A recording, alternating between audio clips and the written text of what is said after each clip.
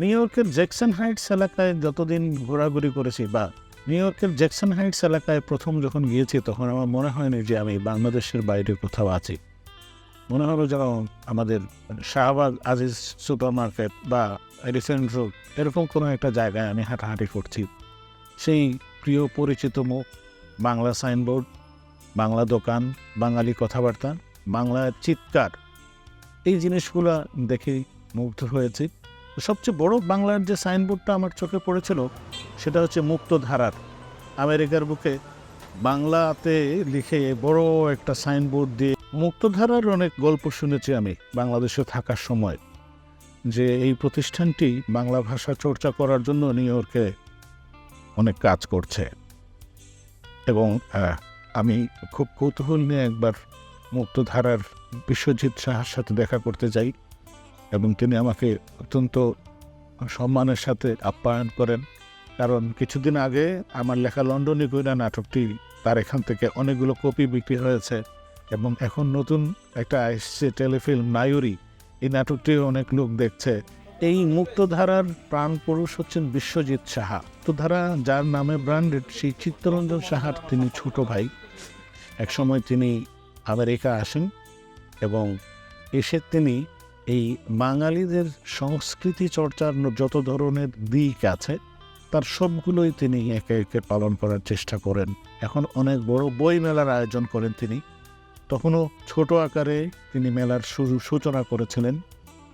তারপরে 21শে ফেব্রুয়ারি উদযাপনের উদ্যোগ নিয়েছিলেন।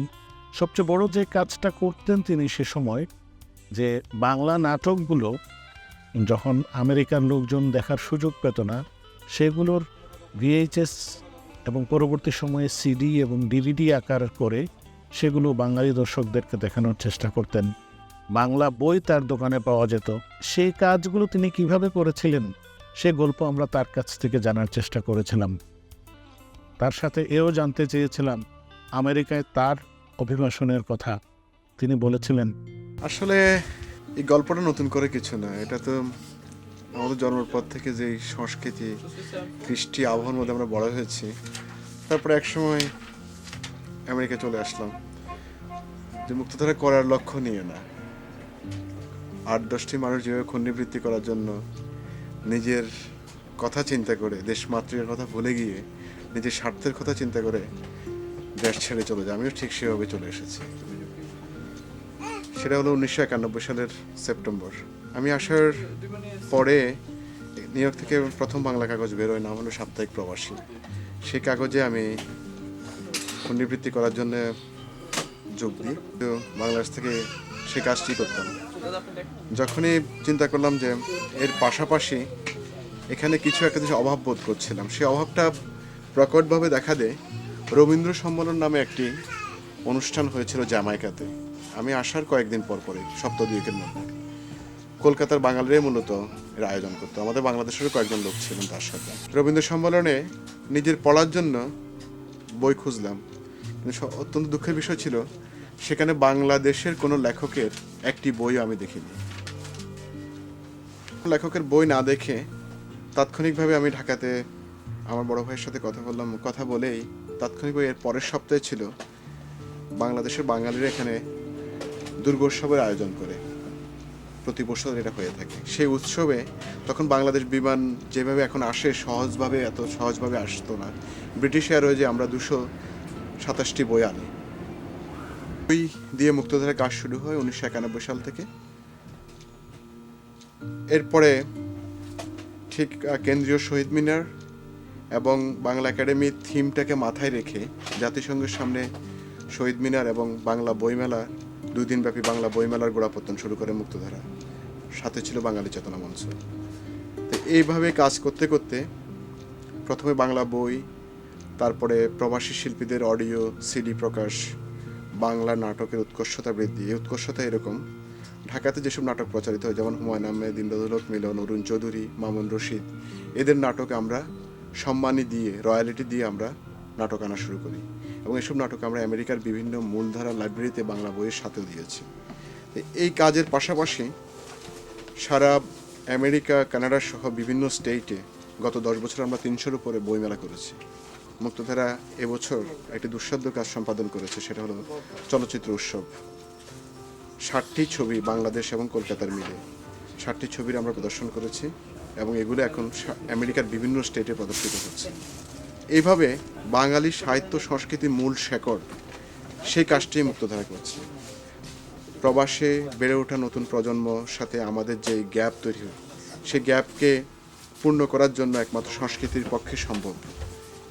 সংস্কৃতি ছাড়া কোনোভাবে জোর করে বলে মারধর করে তাদেরকে আমরা নিয়ন্ত্রণে আনতে পারবো না। একমাত্র সংস্কৃতিই পারে আমাদের মধ্যে শেকড় বা সেতু হিসাবে কাজ করতে। অন্যান্য চ্যানেল থেকে প্রচারিত অনেক নাটক অনেকে বেআইনিভাবে বাংলাদেশ থেকে এনে এখানে বাজারজাত করছেন, এ ব্যাপারে আপনার অভিমত কি? এই ব্যাপারে আমার অভিমত অত্যন্ত গর্হিত কাজ, এবং এইটি একটি সুষ্ঠুভাবে বিদেশ থেকে যে বাঙালিরা বসবাস করে, সারা পৃথিবী ছড়িয়ে ছিটিয়ে থাকা বাঙালিরা যাতে করে বাংলা নাটকের দিয়ে যে আজকে যে রিক্রিয়েশন হয়, এটা খুব আনন্দের। এই যে আপনার যে প্রশ্ন, ইমদাদুল হক মিলন এর একটি ঘটনা আপনাকে আমি বলবো। যুবরাজ নামক নাটকটি মুক্তধারাকে কপিরাইট দিয়ে উনি পাঠিয়েছেন, সেইটা সম্মানে ওনাকে সোনালী এক্সচেঞ্জের মাধ্যমে আমরা পাঠিয়েছি। আমরা টেলিভিশনে প্রচারিত হওয়ার আগে আমাদেরকে ছাড়তে নিষেধ করেছে, এই কারণে আমরা ছাড়িনি। কিন্তু দেখা গেছে যে আমরা সেটার পত্রিকায় অ্যানাউন্স করার পরে একটি বললে ভুল হবে, কয়েকটি যারা যোগসাজশ করে এই ধরনের 2 নম্বরই কাজ করে, টেলিভিশনের বা বিভিন্ন ইমপ্রেস বলেন, ইনফ্রেম বলেন, এদের কাছ থেকে বিভিন্নভাবে চুরি করে নিয়ে আসে। এই একটি চক্র কাজ করে। আমি বিশেষভাবে বলবো এই চক্রটি শুধুমাত্র আমেরিকাতে না, বিভিন্ন জায়গাতে পাঠিয়ে থাকে, যাতে করে লেখকরা, পরিবেশকরা, প্রযোজকরা ক্ষতিগ্রস্ত হয়। এবং হুমায়ুন আহমেদ সাহেব এবং আপনার ইমদাদুল হক মিলন, মোহন খান, মামুন রশিদ, এদের সাথে কথা বললে জানবেন আমরা যেভাবে প্রতিটি নাটক এনে রয়্যালটির মাধ্যমে শুরু করেছি, সেই সুস্থ একটি প্রক্রিয়াকে নস্যাৎ করার জন্য এই একটি চক্র কন্টিনিউ কাজ করে যাচ্ছে। বাংলাদেশ থেকে অনেক ক্যাসেট পাইরেটেড হয়ে নিউ ইয়র্কের দোকানে থাকে, যেটার কোনো মেধাসত্ত্বের ভাগ বাংলাদেশের নির্মাতারা পান না। তো এই ব্যাপারে আমি কথা বলি দুজনের সাথে, তারাও আমাকে তাদের পক্ষ থেকে এটার একটা ব্যাখ্যা দেন। আসলে যে কথাটা আমরা ব্যবহার করছি পাইরেসি, রাইট, এটার যে ডেফিনেশন, সেই ডেফিনেশন যদি আপনি দেন পাইরেসির, তাহলে কেউ কোনো ক্যাসেট পাইরেসি করছে না। আপনি তখনই একটা জিনিসকে পাইরেসি বলবেন যখন আপনি বলবেন যে this is protected by a code of law, এবং এটা কেউ যদি করে তাহলে সেটা আইনত দণ্ডনীয়। তা আমাদের কাছে যেসব জিনিসপত্র আছে, টেলিভিশনের নাটক বা অন্য যা জিনিস আমরা এখানে রেন্ট দিই, এগুলো বাই ল প্রোটেক্টেড না। কারণ বাংলাদেশ টেলিভিশনের কোনো কপিরাইট অ্যাক্ট নাই। আমাদের দেশে, বাংলাদেশে কোনো কপিরাইট অ্যাক্টই নাই। যেরকম ইন্ডিয়াতে আছেন কপিরাইট অ্যাক্ট 1957 আন্ডার সেকশন 7, কিন্তু এটা আসছে শুধু ইন্ডিয়ার জন্য। ওই ইন্ডিয়ার এই অ্যাক্ট আমেরিকাতে প্রযোজ্য না। আমেরিকায় আবার আলাদা কপিরাইট অ্যাক্ট আছে। তাহলে একজনের একটা প্রোডাকশন আপনারা তার অনুমতি ছাড়া কিভাবে বাজারজাত করতে পারছেন? আমরা যেসব অনুষ্ঠান এখানে দেখাই, বেশিরভাগ প্রোগ্রামই বাংলাদেশ টেলিভিশন থেকে নেয়। এখন বাংলাদেশে যারা আমরা যারা বাংলাদেশে, তারা বাংলাদেশে সেই অনুষ্ঠানটা দেখে। আমরা যারা বিদেশে থাকি, একটা মিডিয়ার মাধ্যমে সেই জিনিসটা বিদেশে আমরা বাংলাদেশিতে দেখাই, এবং এটা দেখাতে আমাদের যে খরচ হয়, রেন্ট দিতে হয়, সেটাই আমরা তুলি, সাথে কিছু প্রফিট তুলি আর কি।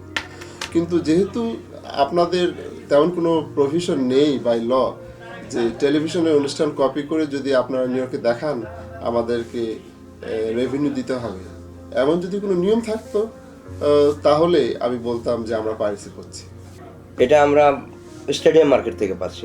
আপনারা যদি টিভির মাধ্যমে কিভাবে আসছে? টিভি থেকে, টিভির অ্যান্টেনার through antenna is very easy process. সেটা তো প্রচারের পরে, প্রচারের সময়। প্রচারের আগে তো আপনারা পাচ্ছেন? প্রচারের আগেও পাচ্ছি আমরা। There are two ways এখানে প্রচারের আগেও পাচ্ছি, প্রোডাকশন হাউসের থ্রুতেও পাচ্ছি, আবার টিভিতে আপনারা জমা দিচ্ছেন, সেখান আমরা থেকে টেকনিশিয়ানের কাছ থেকে নিচ্ছি। আবার এটা কিভাবে নিচ্ছেন টিভি টেকনিশিয়ানের কাছে? এটা তো একটা বিজনেস সিক্রেসির ব্যাপার আছে।